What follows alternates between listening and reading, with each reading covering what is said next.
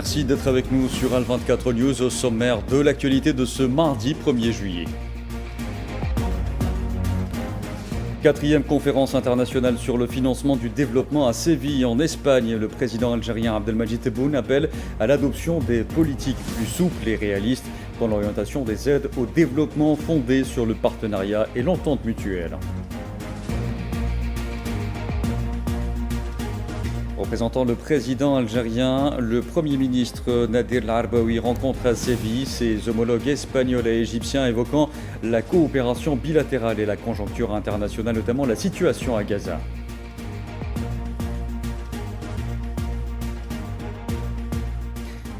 Plus de 100 Palestiniens sont tombés en martyrs ce mardi dans différents massacres commis par les forces de l'entité sioniste contre la bande de Gaza, dont 16 attendant la distribution d'aide, et des familles entières sont complètement décimées.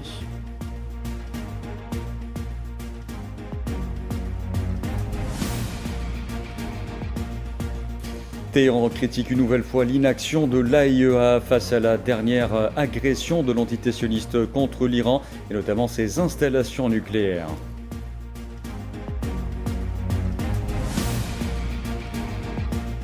Et puis l'Europe face à une vague de chaleur inédite, les thermomètres affichent plus de 40 degrés dans certains pays du sud du continent.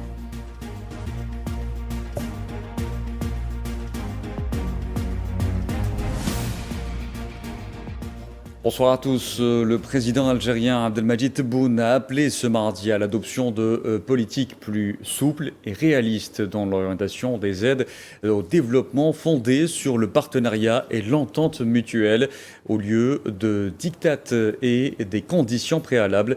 Dans une allocution lue en son nom par le Premier ministre Nadir El-Arbaoui, à la 4e conférence internationale sur le financement du développement à Séville en Espagne, le président algérien a précisé que l'imposition de cadres réglementaires et de normes rigides aux pays bénéficiaires de l'aide au développement entravait la mise en œuvre de leurs projets prioritaires et limiter l'efficacité de la coopération internationale, tout en mettant en avant l'importance des aides publiques au développement. Nadir El-Arbaoui, Premier ministre de la République. Nous comptons sur la conférence pour qu'elle soit un moment tournant en faveur de nouvelles actions pour la recherche de solutions pratiques afin de réexaminer l'architecture financière internationale qui n'est plus en mesure de garantir les transformations dont nous sommes les témoins. Le système ne répond plus non plus aux besoins en matière de développement durable. Cette ambition légitime se justifie par l'injustice subie par le continent africain qui continue de se heurter à des difficultés face à une réduction des ressources en faveur du développement. Par ailleurs, le président algérien a souligné qu'en adoptant une politique financière fondée sur la mobilisation de ses propres ressources, l'Algérie avait réussi à s'affranchir totalement du fardeau de la dette extérieure, ce qui lui permet de jouer aujourd'hui un rôle actif dans l'aide aux pays qui continuent de crouler sous les dettes. Cette situation hypothèque les efforts de développement et limite les capacités à garantir la prospérité commune. L'augmentation du fardeau de la dette en Afrique est l'un des obstacles qui empêchent nos pays de parvenir et de garantir le développement. Il convient donc de trouver une solution urgemment en allégeant le fardeau de la dette.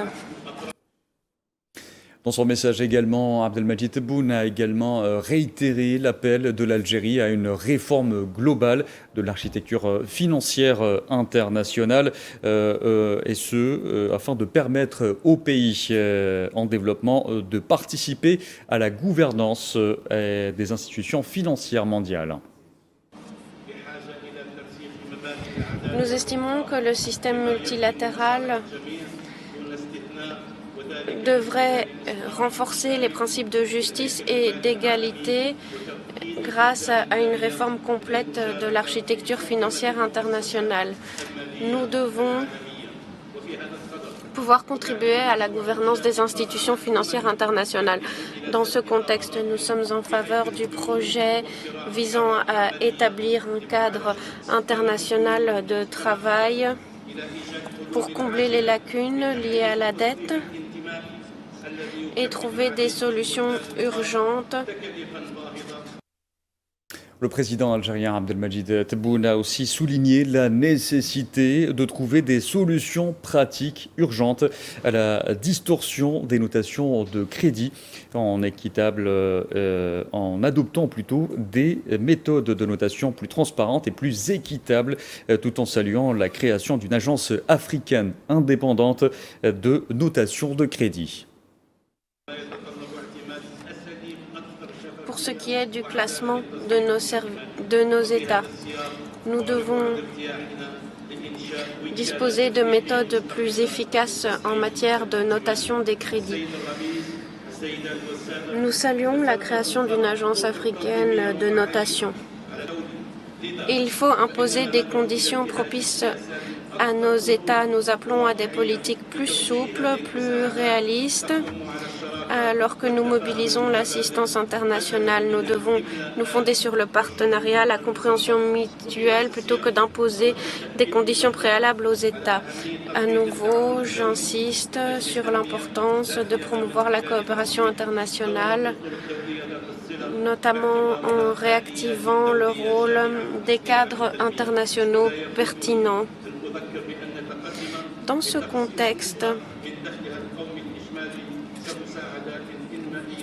nous appelons à allouer 0,7% du revenu national brut à l'APD pour les pays en développement. Et enfin, le président algérien a affirmé devant les participants à la 4e conférence internationale sur le financement du développement que l'Algérie avait fait du développement durable et de la solidarité internationale des piliers essentiels de sa politique extérieure. Mesdames et messieurs, mon pays, l'Algérie, a fait du développement durable et de la coopération internationale le cœur de notre politique étrangère. Voilà pourquoi nous appuyons le continent africain et nous faisons partie des efforts de mise en œuvre de bien des projets.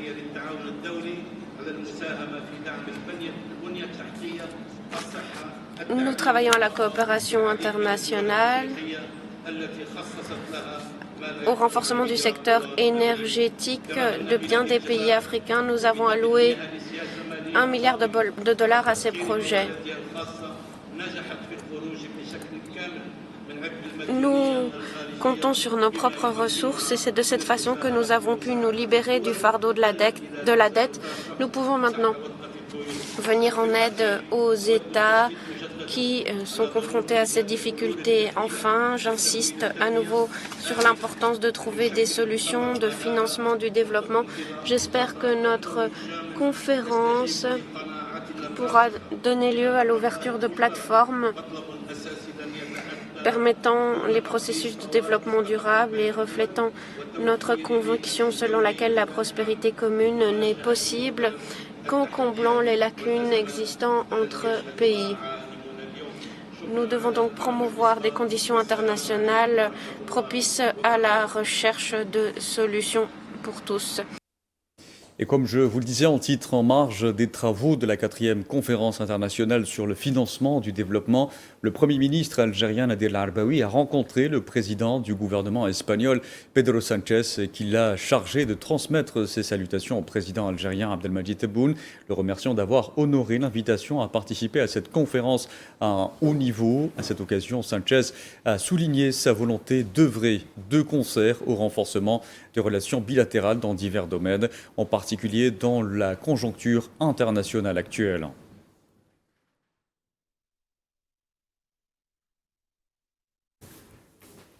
Le Premier ministre algérien Nader El-Arbaoui a eu également des entretiens bilatéraux avec son homologue égyptien Mustapha Madbouli. Les deux parties ont mis en avant la solidité des liens de fraternité unissant les deux peuples et pays frères et passé en revue l'état et les perspectives des relations de coopération bilatérale mettant l'accent sur la nécessité d'une action commune pour activer les mécanismes de coopération et renforcer le partenariat, notamment dans les domaines économiques. La rencontre a également porté sur diverses questions régionales et internationales d'intérêt commun, en particulier les derniers développements de la cause palestinienne et la situation à Gaza, outre les efforts visant à rétablir la stabilité dans la région.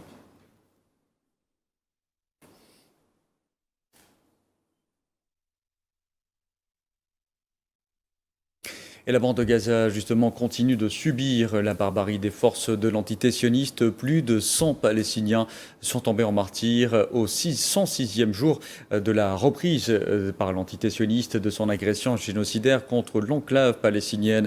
Selon les autorités sanitaires palestiniennes, 116 martyrs et 463 blessés sont arrivés dans les hôpitaux de Gaza au cours des dernières 24 heures, alors que depuis le 7 octobre 2023, le bilan des victimes de ce génocide s'est alourdi à 56 647 martyrs et 134 105 blessés.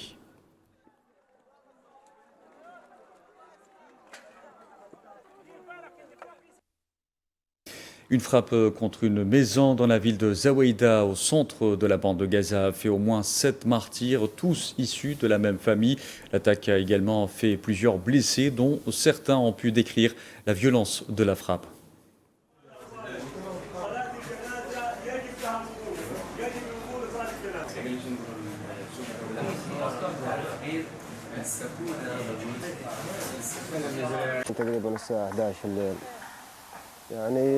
Il était presque 23 heures, nous étions assis comme d'habitude. Soudain, la maison s'est effondrée sur nous. Nous sommes sortis des décombres et avons découvert que tous nos voisins avaient été tués. Nos voisins n'avaient rien à voir avec quoi que ce soit. Ceux qui ont été tués étaient un homme, ses filles, sa femme et ses enfants.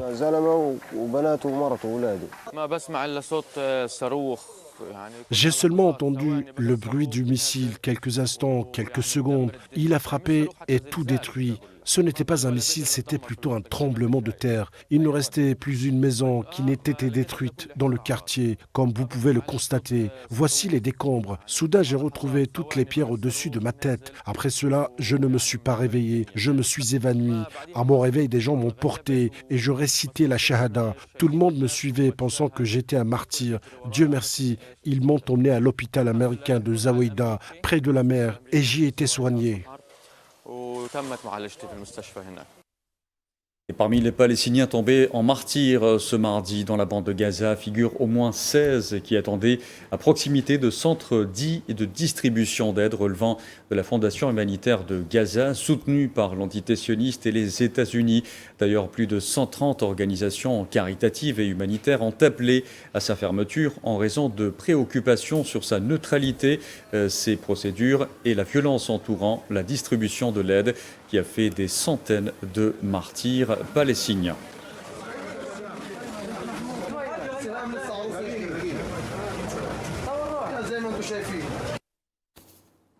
Et une frappe aérienne des forces de l'entité sioniste a touché hier un des rares cafés épargnés jusque-là par les bombardements depuis le 7 octobre 2023. Au moins 30 Palestiniens sont tombés en martyrs et de nombreux autres ont été blessés dans cette attaque contre cet établissement situé en bord de mer près de la ville de Gaza.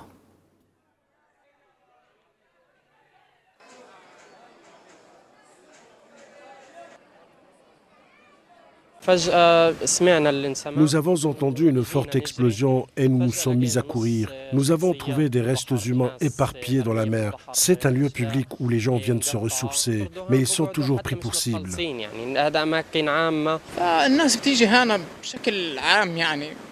Les gens viennent à la plage pour se détendre, jouer, utiliser Internet et recharger leur téléphone portable. Allez, en Cisjordanie occupée, cette fois, 2 Palestiniens sont tombés en martyrs sous les balles des forces de l'occupation sioniste ce mardi à Al-Khalil et Ramallah. Il s'agit d'un adolescent de 15 ans et d'un jeune homme de 24 ans, tous deux ayant succombé à leurs blessures après avoir été touchés par des balles des forces de l'entité sioniste.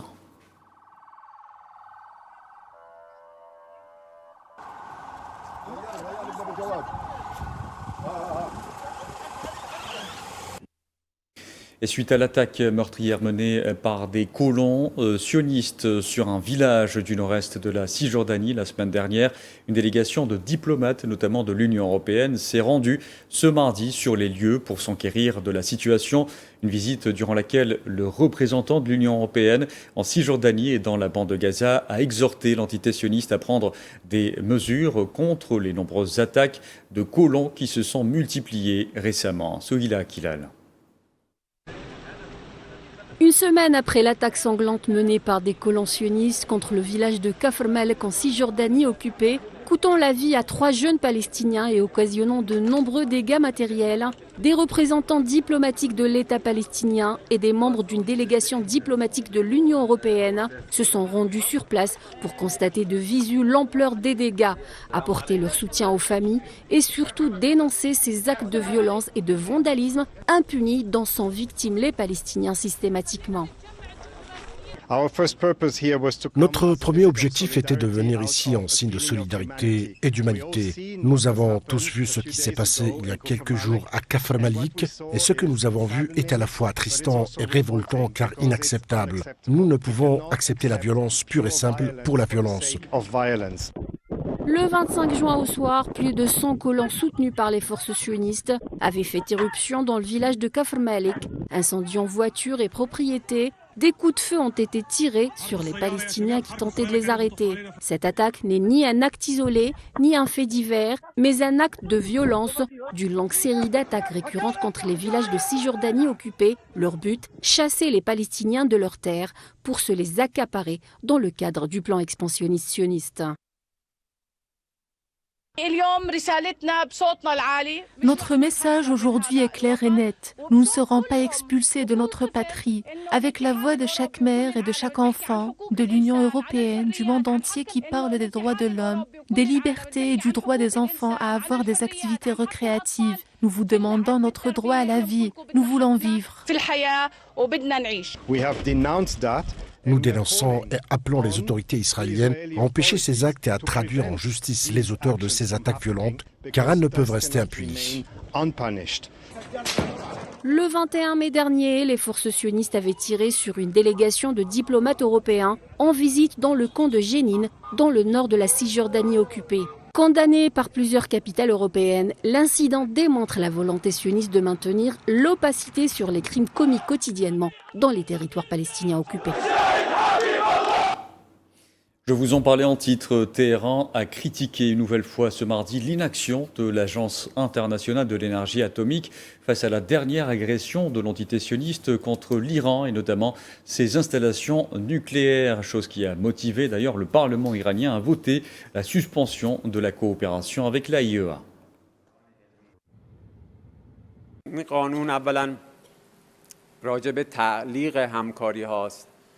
Cette loi porte sur la suspension de la coopération avec l'AIEA. Elle définit clairement les modalités de la poursuite des échanges entre l'Iran et l'agence atomique. Adoptée par le Parlement iranien, elle est juridiquement contraignante, ce qui reflète la profonde inquiétude et la colère de l'opinion publique iranienne face aux récents événements.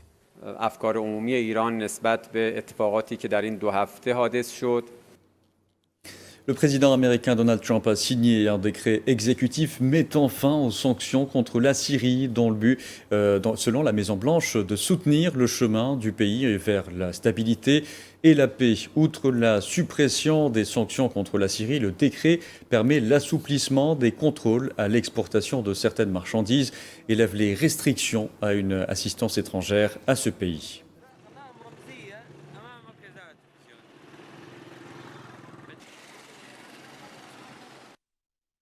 Dans l'actualité également, des millions de réfugiés soudanais sont menacés par la faim. L'alerte a été émise par le Programme alimentaire mondial, soulignant que, faute de financement, l'agence onusienne se voyait contrainte de réduire drastiquement ses rations.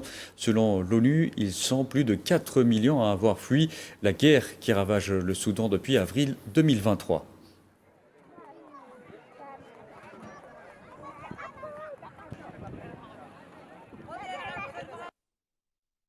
Toujours en Afrique et dans l'est de la République démocratique du Congo, où moins de 3% de la population avait accès à l'électricité, un mini réseau solaire change la donne. L'énergie verte éclaire désormais les foyers, stimule l'économie locale et redonne espoir à toute communauté. Maria Schouyer. Longtemps plongée dans l'obscurité, la ville de Goma, située à l'est de la République démocratique du Congo, voit désormais ses rues s'illuminer grâce à une électricité verte et durable. Fruit des mini-réseaux solaires américano-congolais qui ouvrent de nouvelles perspectives. Lumière dans les foyers, mais aussi moteur d'activité économique pour les habitants de ce quartier. Avec les générateurs, nous dépensons environ $15 par jour si nous travaillons beaucoup. Maintenant, avec Nourou, c'est $10 par jour et la prestation est meilleure car il n'y a pas de panne nécessitant des réparations coûteuses.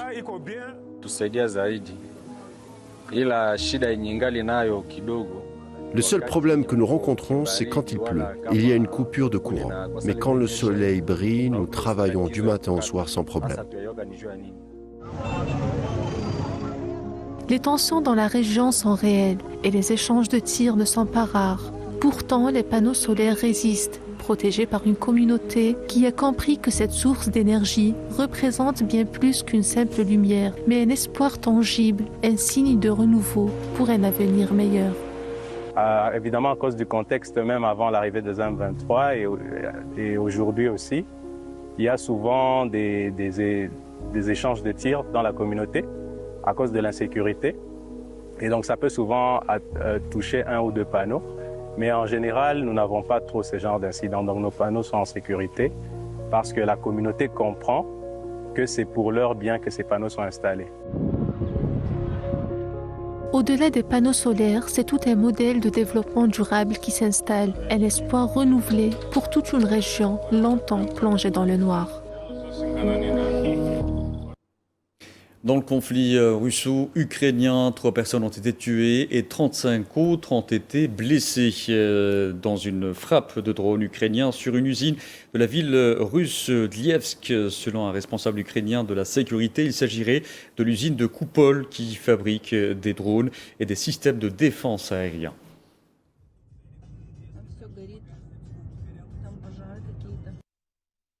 France, Portugal, Espagne, Italie ou encore Royaume-Uni. Depuis une semaine, un dôme de chaleur s'est formé au-dessus de plusieurs pays européens. Le phénomène météorologique affole les thermomètres, faisant grimper les températures maximales au-dessus des 40 degrés Celsius. Le point avec Amal Amzian-Zitouni.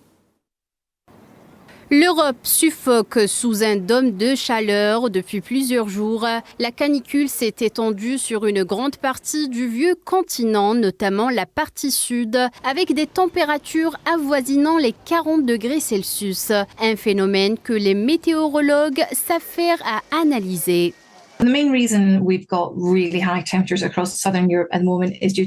La principale raison des températures très élevées que nous connaissons actuellement dans le sud de l'Europe est ce qu'on appelle un dôme de chaleur. C'est là que se trouve une zone de haute pression bloquée. Avec cette zone, l'air descend, ce qui signifie qu'aucun nuage ne se forme et que le temps n'est pas instable, mais que l'air a tendance à se retrouver piégé. Et lorsque l'air descend, il se réchauffe, ce qu'on appelle également le réchauffement adiabatique. Le dôme de chaleur agit presque comme le couvercle d'une casserole et emprisonne l'air chaud en dessous. Touchée elle aussi, la France connaît sa 50e vague de chaleur depuis 1947, avec des températures pouvant grimper jusqu'à 41 degrés Celsius. Près de 1900 écoles sur 45 000 font l'objet d'une fermeture totale ou partielle ce mardi en raison des fortes chaleurs. Un mois de juin tout en chaleur en Espagne aussi. Un record des températures a été enregistré à Huelva avec un pic à 46 degrés Celsius. Le ministre italien de la Santé a émis des alertes rouges dans 16 villes. Florence devant atteindre 41 degrés Celsius, Bologne 38 degrés Celsius et Pérouse 37 degrés Celsius. L'impact du changement climatique se fait sentir d'été en été. If you take a look at Si l'on examine les températures enregistrées au cours des dernières décennies, on constate que ces températures sont 3 à 5 fois plus probables qu'elles ne l'auraient été sans l'impact du changement climatique d'origine humaine. Ces températures plus élevées sont donc une conséquence directe du changement climatique. Le mercure s'affole aussi au Portugal. Un record de 46,6 degrés Celsius a été enregistré ce week-end à Mora, à une centaine de kilomètres à l'est de la capitale Lisbonne. La canicule monte d'un cran au Royaume-Uni. Les Londoniens se sont rués vers les piscines et les parcs pour se rafraîchir, alors que les températures étouffantes atteignent des sommets proches des records. La température risque d'être très élevée mercredi, avant que la pluie ne fasse son retour et vient apporter un tant soit peu un répit dans certaines régions plus tard cette semaine. Voilà, et on arrive à la fin de ce journal. Merci à vous de l'avoir suivi. Excellente soirée à tous.